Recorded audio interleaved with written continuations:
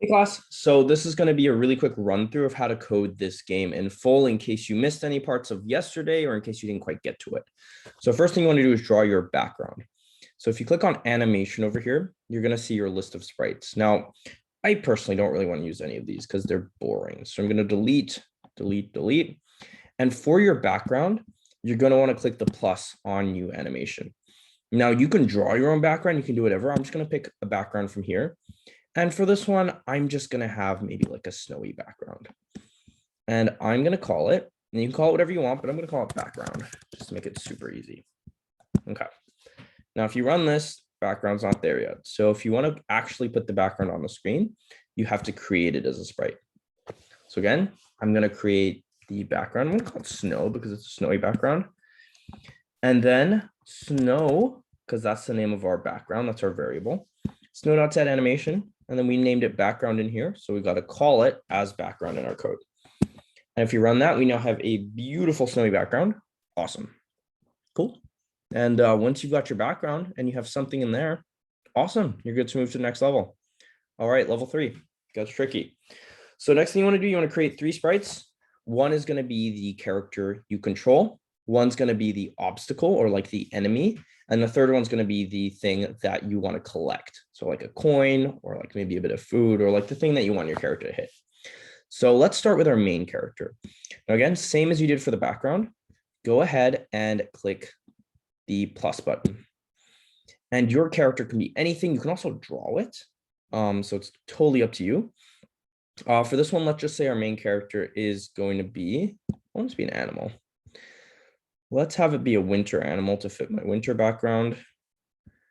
And for me, I think that is going to be, yeah, we can have it be a reindeer. So I'll have it be this reindeer. And again, it gives kind of weird names for the sprites. Just go ahead and name it something really simple. I'm just going to call it reindeer. Perfect. And again, how do you create that as a character? Same thing as the background, exactly the same. I'm just going to call it reindeer. Again, you can name your sprites whatever, but try to name them all something different so that they don't get mixed up. Reindeer. And then I'm going to set the animation to reindeer, right? Because that's what I named it in the code. And if you go ahead and run that, boom, we have a reindeer in there. Oh no, our reindeer is way too big. It's filling the whole screen. We can't play a game with the thing and filling the whole screen. So we need to make it smaller. How do you make it smaller? Under the sprite section, there's a block called sprite.scale. Scale means size, big or small. So reindeer.scale. So if regular times 1 size is this big, whoa, that's way too big. So let's pick a number smaller than 1. And I'm going to say the reindeer is so big. I'm going to say 0.2. Maybe that's small enough. There we go. So that's the size I want. Also, you might want to put your character like somewhere where it might be on the ground, right, for the game. So for me, I'm going to say, if you look over here at the Y values, I'm going to say that's maybe somewhere around 365. So I'm going to change the location to be 365. And we can see it move down on the screen. Beautiful. Maybe just 360. Okay, cool. So we have our first character, our reindeer. All right, step 2.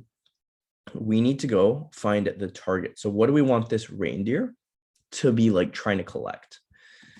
So again, you want to do the same thing as we did for the other sprites. Maybe this reindeer really likes, maybe the reindeer really likes donuts. So I'm going to try to find a donut sprite. Or honestly, whatever. It could be whatever. Okay, let's say the reindeer really likes chow mein. It's a chow mein loving reindeer. So I'm just gonna name it chow mein. And again, same thing for creating any sprite. 1, call it chow mein. And definitely watch spelling. Number 2, chow mein. And then you're gonna want to set it to the chow mein variable. And once again, way too big, right?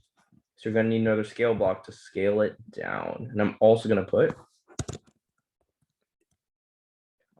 it at a small size. So let's say 0.15. Let's have it even smaller. Beautiful. Okay. And just so it doesn't get in the way, I do want to move it just slightly off screen. So the X values, right? If it's really, really far to the left, it's 0. And if it's really, really far to the right, it's 400. I'm gonna actually put it off the screen just so it doesn't get in the way. So let's put it to 450. So it's off the screen over there. And beautiful. So it's right over here. Okay.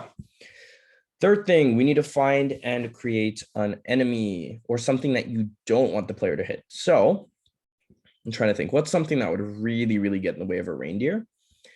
Maybe the reindeer really, really doesn't like robots. And so what's the, oh, wow. Okay. Yeah, this looks like a really mean robot. So we'll use SpikeBot. And SpikeBot, I'm just gonna call it Spike, just to make things simpler. Same thing. So again, call it Spike, set the animation. We should be really good at this point. Set the animation to Spike. And then boom, there it is. Okay, so again, it's way too big. So scale block. And maybe we just want it, a little smaller. So I'm gonna put it at 0.3. No, too small. And you can play around with these values. Maybe 0.5. Awesome. And then I'm like, hey, I think it would be really, really cool if the spike was actually facing that way. So it would be like stabbing the reindeer. I think that'd be extra cool. So I could even do something like spike.rotation, which changes the way it's facing. And again, it could be any number from 0 to 360. I know by heart that the right number to have it facing the reindeer is 270. So there we go. But you can experiment with that. And if we now look, we have our chow mein, which is off the screen over here. We have our spike, and I'm actually going to put the spike off screen too, because we don't need it for now. So we'll set it to like 600, which will put it like somewhere around here. Beautiful. So now we have our sprites. Okay. Now this is the part where it gets a little tricky. So pay close attention. It says you want the starting velocity. You want a starting x velocity. So x velocity means it's going left and right. It's not going up and down. That's y velocity. So again, x velocity, we're going left and right. You're going to want a velocity for the target and the obstacle so that they start moving across the screen. So where do you find the velocity block? It's also, and if you notice, everything we've used so far has been under the sprite tab. It's also under the sprite tab, and you can see it's sprite.velocity_x. So again, what are the things you need to move? Reindeer, you can chill at the bottom for now, but let's move the target. So chow mein dot velocity x. And then we also want to move the obstacle, our little spike bot. Okay. Now, you can set this to whatever you want, but I have found that a really good number to put for velocity is actually -2. That's just something I found by experimenting. It can really be any number, but I think like if it gets over 10, or like if it gets like, sorry, under -10, it moves a little too fast. And if it's like slower than -2, if it's like -1, it moves really slowly. But please make sure it's negative, because negative is going to drag it from right to left. Okay, so I've set velocity x -2, velocity x -2. And if we run that now, because we know our sprites are off screen, they're going to slowly start to just float across the screen. And again, it's changing the velocity. The velocity block is under sprites. Okay. So I know that's a lot of tasks for one level. So if you need to rewatch, you totally can. Pause and go back. But that is level 3. And if you're past level 3, you're most of the way to making the game. Okay. But level 4, we're not stopping there. So level 4, our reindeer is just looking kind of sad, right? You know, there it is. And all these things are flying above it, but it's not doing anything, right? So how do we make our character move? So the first thing you want to do, follow the instructions. There's a code comment that says jumping. Comments are just the gray blocks. So where does it say jumping? It says jumping here. Okay, awesome. So it says add a conditional that checks whether the player has pressed the up key. So again, if the player presses the up arrow, start moving up. Now, whenever something says conditional, you want to think if blocks. And the if blocks, you always find them under control, because that's what the player is going to be controlling. So there are these blue blocks over here.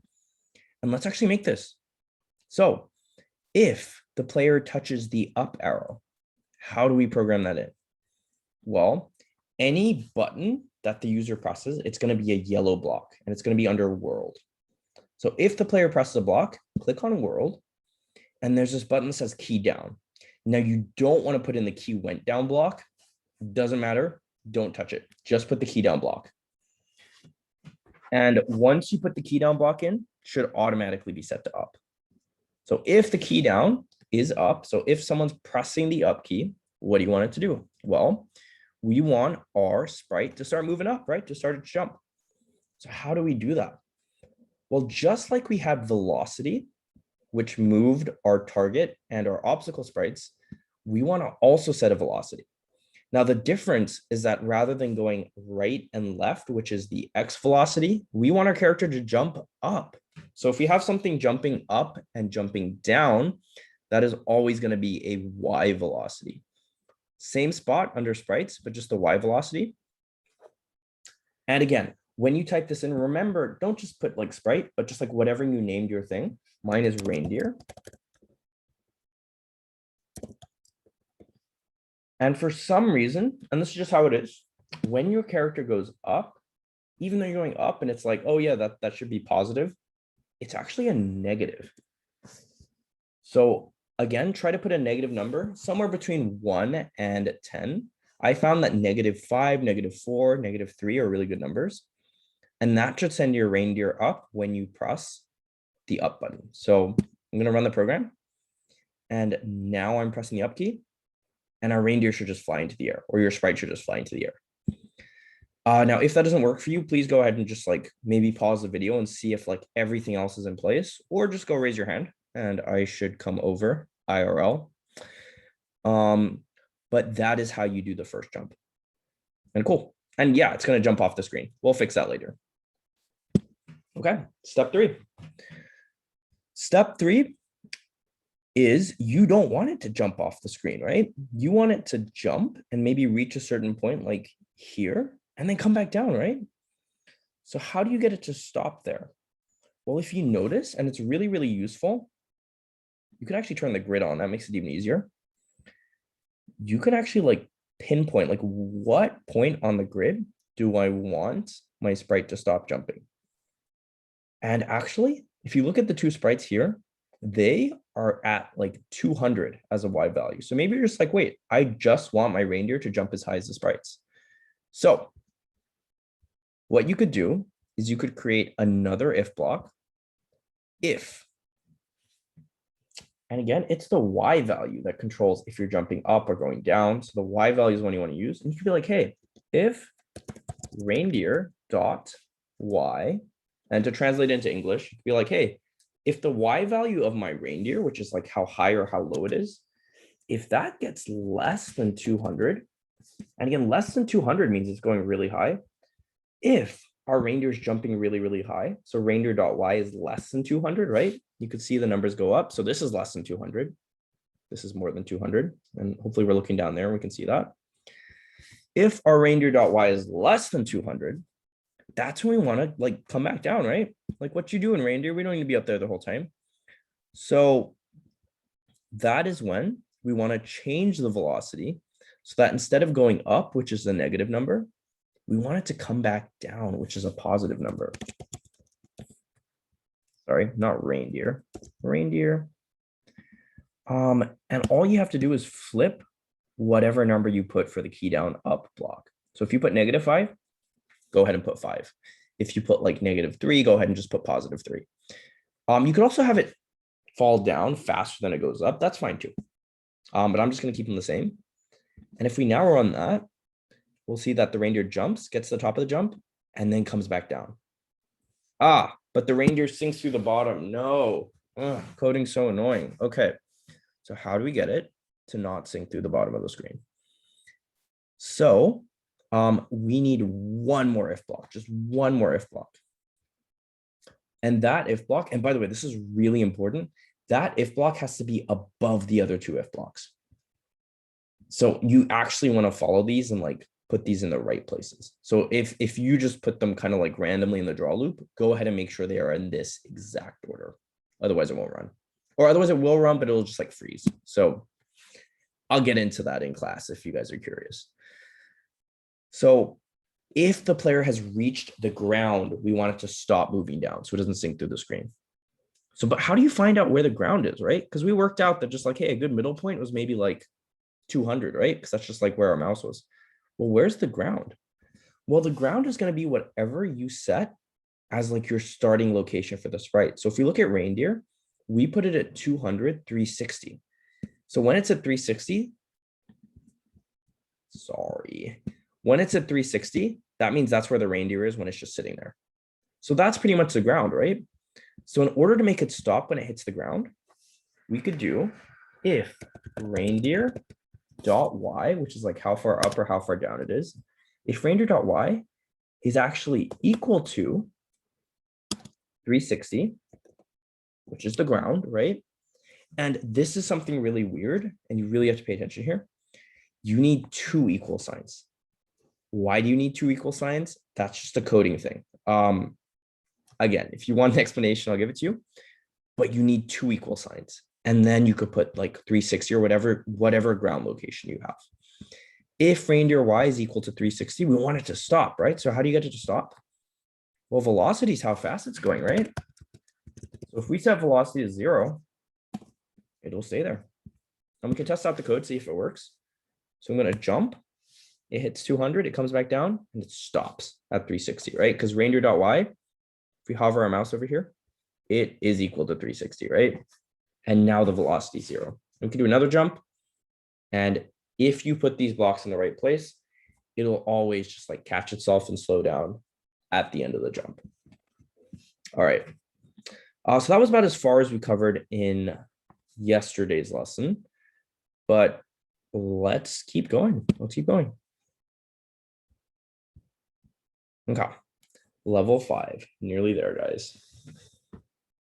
So level 5, we're really going to be getting into, right? What do the sprites do when they touch each other, right? So what happens when the reindeer hits the spike or when the reindeer like gets the chow mein? So you want to find the comment that says looping. Where's the comment that says looping? It is right here. Okay. So again, add a conditional. Conditional means if block. So add a conditional that uses the obstacle sprite's X property to check whether it is moved off the screen. If it is moved off the screen, use its X property to put it back on the right side of the screen. So what does that mean? Well, let's run our program again. So we have our chow mein and we have our spike, and they're going off the screen, but they never come back, right? Because we're just saying, hey, just keep moving that way and don't stop, right? But that's kind of boring because then after they leave, we don't really have a game, right? That's a really bad game. So what we want to do is we want to make sure that whenever the obstacle or the target leave the screen, so whenever they like end up around here, we want them to jump back so that they can keep rotating like a conveyor belt. How do we do that? So add a conditional that uses the obstacle's X property to check whether it is moved off the screen. Whoa, complicated. So what does that mean? It basically wants you to have an if statement that's like, hey, if the thing is off the screen, put it back so it'll go back across the screen. So how do we do that? Well, first we need our if block, obviously. Okay. And you'll notice, and I want you to track the numbers down here. You'll notice that as I move my mouse across, the X value gets lower and lower as we go further and further left, and it finally hits 0. Now, when it goes off the screen, it actually doesn't just stay at 0, it actually goes negative. So right here would be like -20, -30, -50. That's what happens when it goes off the screen. So what I want you to do is let's start with the obstacles. The obstacle is a spike. You could be like, hey, if my obstacle's X value is for some reason less than, I'm going to say less than 30. Sorry, not less than 30, less than -30, which means it's like off the screen. If it's off the screen, I kind of want to move it back to the right, right? So if obstacle.x is less than, and then you could just put a negative number because that means it's off the screen. What do you want to do? And the answer is we want to move it back to the right of the screen. So here's what you want to do. If your obstacle's X value is off the screen to the left, spike.x, let's move it back to the right-hand side of the screen. So we know that the maximum X value on the screen is 400. So any number bigger than 400 is perfect. I'm going to put 500 and we'll see if that works. Okay. We'll see if it keeps looping. So we have our chow mein. We didn't really code that to come back yet. So we're not expecting that to come back, but we are expecting the spike to come back. So let's see if the spike comes back. So the spike, okay, it's gone. And there it is again. So what happened was it reached -30, which is off screen. And then we put it back to 500, which is about here. So does it have to be exactly -30 and 500? No. But this number over here has to be a negative number. And this number over here has to be bigger than 400. Now, one other really cool thing you can do is you can actually have it be a random number. So it could be like, hey, it could come back like instantly at like 400 something, or it could take some time, right? Maybe we could even plop it back like way over here. So it takes some time to come back. So I'm even say like 1,000. And that means that like every time it goes off screen, there's going to be a random gap before it comes back. I just think that's more fun, but you could also just put a number bigger than 400. But random numbers, again, they just make the game like more variant. So it's kind of more fun to play. Okay. And then really easy for the second one, do the same thing, but for your target. So again, chow mein. So if it's a coin or if it's another thing your character's getting, perfect. I'm also going to say less than -30. I think it's a pretty good number. And if you just want to use -30, that works. So feel free to steal. And if that goes off the screen, I'm also going to say, right, let's put it on the right side. So just again, any number bigger than 400 is perfect. Chow mein. And I'm going to say the chow mein, we'll have another random number. And as long as both random numbers are bigger than 400, awesome. So I'm going to say 450 and then 800 because I want them to come like, actually we'll do 400, 800. Cool. And if we've done this right, what should happen is every time your sprites leave the screen, they should come back after a little while. Let's have a look. So the reindeer shouldn't be too lonely for that long. Cool. The chow mein's back. And where's the spike? Where's the spike? Have we done this right? Yes, we have. There we go. There's the spike. Cool. So this is definitely a little tricky. I would pause the screen here and make sure you have it set up exactly like this, if anything's not working. And obviously, if anything's not working, let me know. This is hard. This is hard. But again, that's all you have to do, looping. So if you see your sprites continuously just moving back across the screen and just like resetting, beautiful, you're good. Okay, level 6, super close. So this next level, we're going to be working out what happens when a sprite touches another sprite. So obviously, if you touch a spike, that's a bad thing. You're going to lose health. But if you touch the chow mein, that's a good thing. You want to add a point. So how do we actually code that in? So there's a comment that says sprite interactions. It is in the draw loop right here.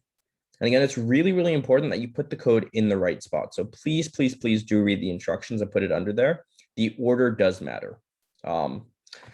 So it says create a conditional that checks whether the player sprite is touching the obstacle sprite. So cool. Conditional, that means if block. So we should be really good at this at this point. Conditional means if. Okay. If the player touches the obstacle. Oh man, if player touches the obstacle, how do I type that in? Under sprites, there's this block and it's at the very bottom, which is touching. So if the player is touching the obstacle, so my player or the sprite that we're playing is the reindeer. So if the reindeer is touching and the obstacle is the spike, right? So a little spike robot, the angry little spike robot. So if the reindeer is touching the spike, we want to decrease the health and change the obstacle sprite in some way. So let's start with decreasing the health. Now the health, we have a value for health and health starts at 100. Now the really cool thing is that the variable for health has already been created. So we can just use it. So if the reindeer is touching the spike, health is going to be equal to, and how do you make health go down? Well, health can equal to health, which is like whatever health was. So let's say it was 100. And then how about for every tiny little second that the sprites are touching, let's minus health by 1.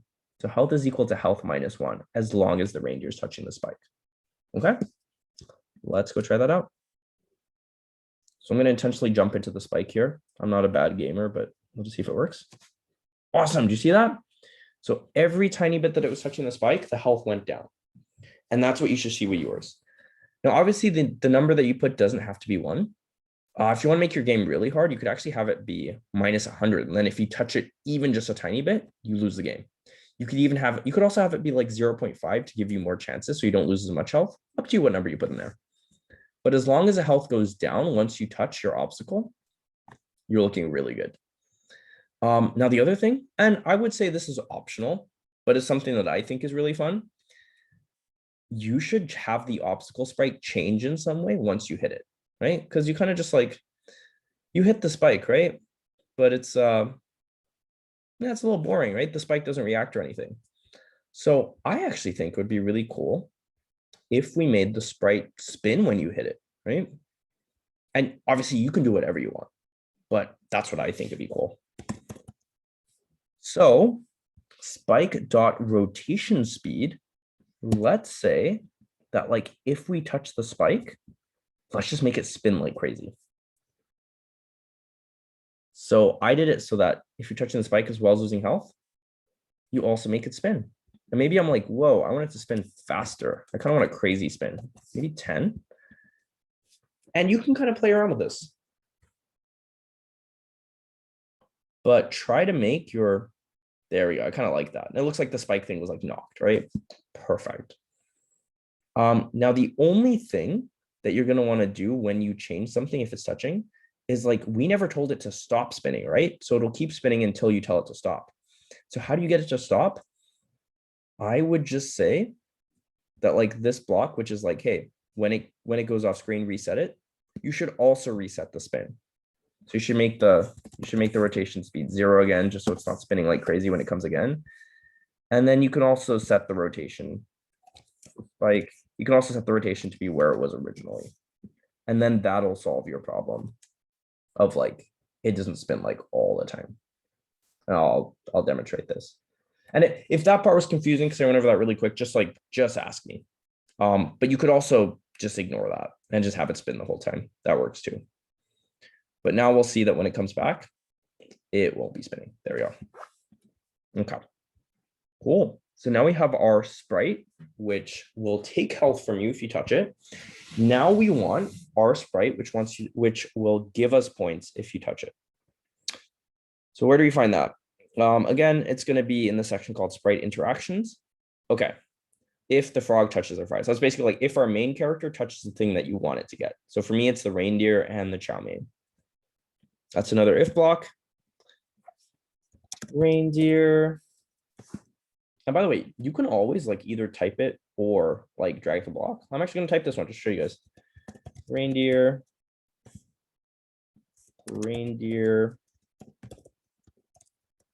dot is touching. And then the target is, what do we want to get? The chow mein.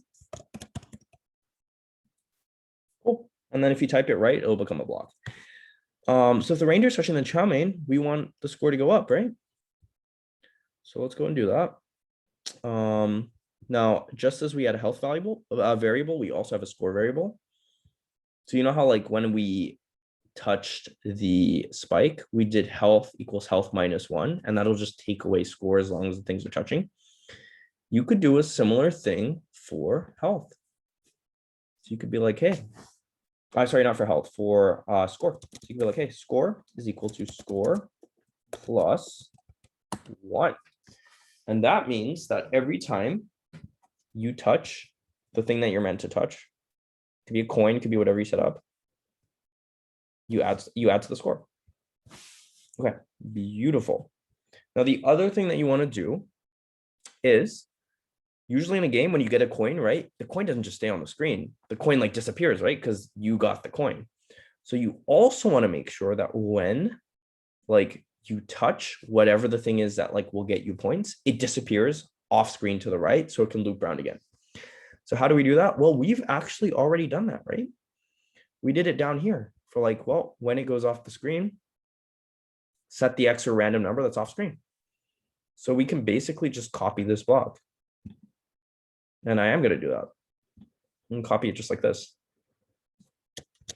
And then I'm going to move it up to right over here.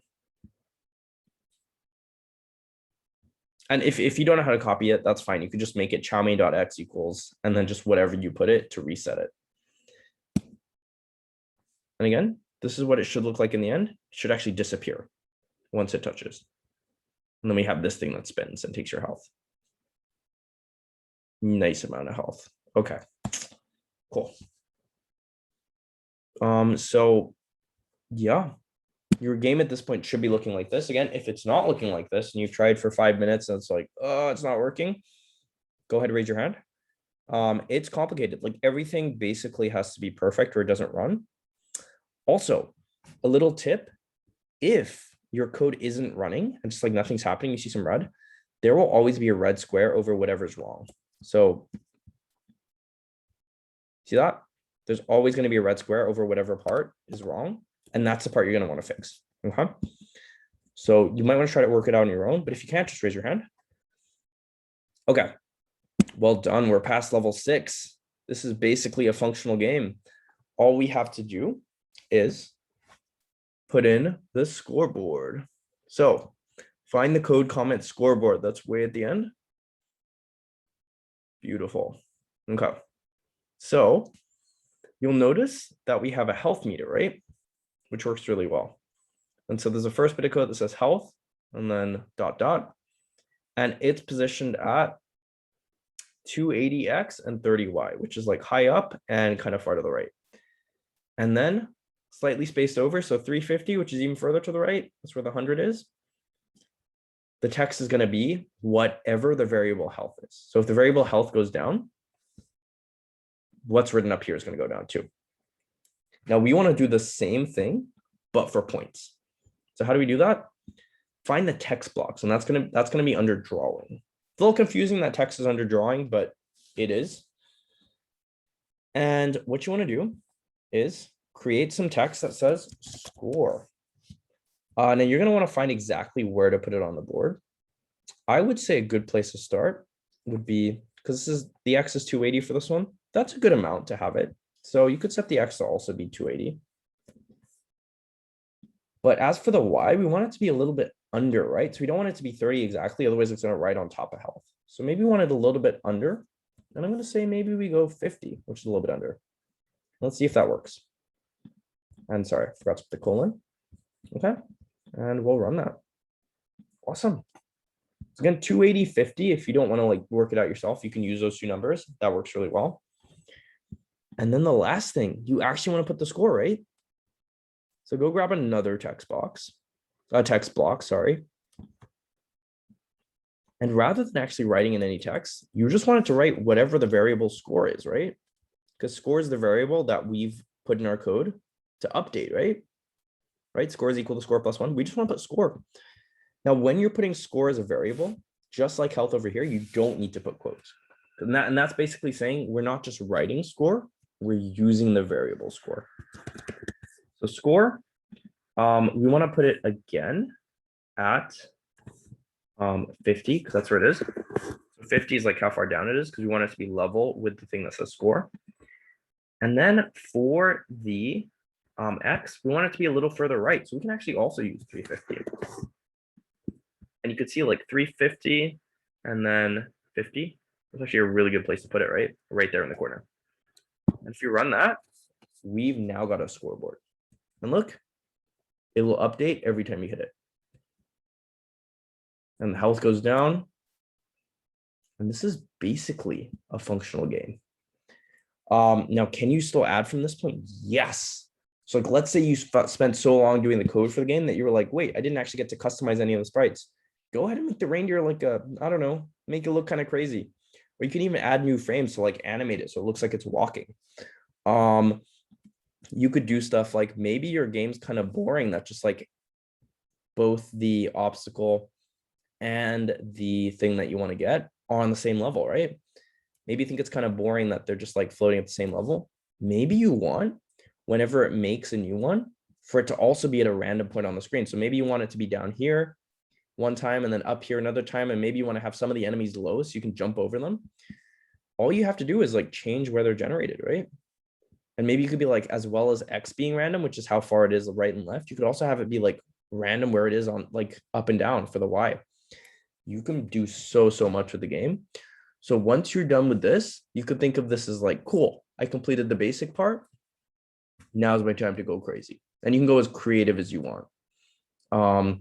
You could even have it so that rather than like it coming down every time, maybe just like up, down, left, right, it actually moves the character around the screen and you can go like total free play. You can do that too. And if you have an idea and you're like, I don't know if that's possible or not, like, could I actually do that with what I know? Just raise your hand, ask me. And the answer is probably yes. The answer is probably yes. There are so many games you could build with a game lab. But that is it for this tutorial. And if at any point you were confused, actually ask me in person because I'm here. Just give me a wave. And also, if you made it to the end, just go ahead and just like clap your hands 5 times and other people won't know what's going on, but I'll just know that you watched the end. So hope the game goes well. And yeah, excited to see all of our projects.